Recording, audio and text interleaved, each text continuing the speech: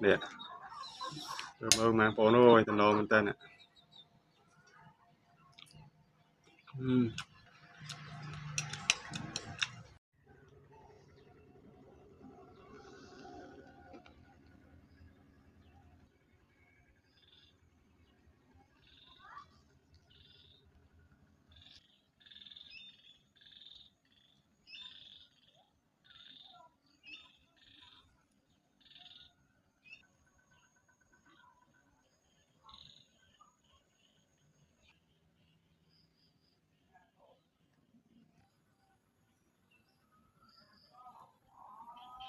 chụp điệp số bông mai bông pôn ngày nàyខ្ញុំបាន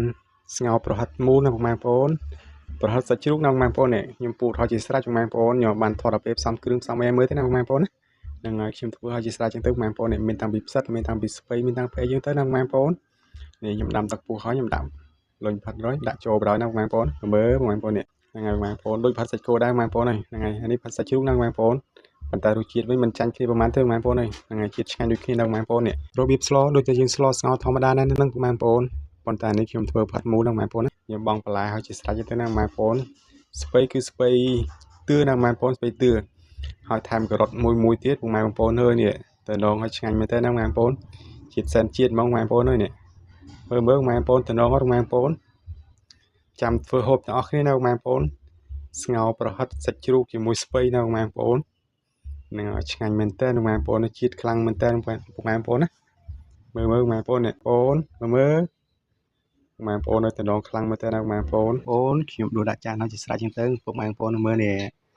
ស្ងោរស្ពៃប្រហិតណាបងប្អូនផាត់កញ្ច្រាំសាច់ជ្រូកខ្លួនឯងណាបងប្អូនណាហ្នឹងហើយពូតខ្លួនឯងមើលតំណងទៅបងប្អូនតោះទៅភ្លក់ហូបទាំងអស់គ្នាបងប្អូនតោះបងប្អូននេះភ្លក់អស់គ្នាបងប្អូនមកនេះមើលបងប្អូនអូយតំណងមែនតើ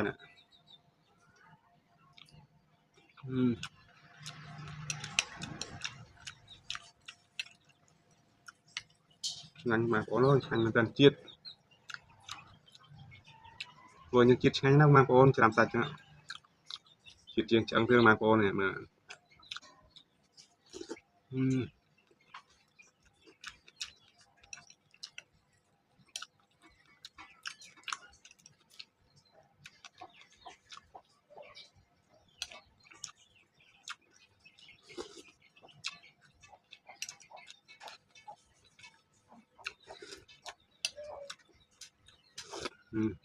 ជាតិខ្លាំង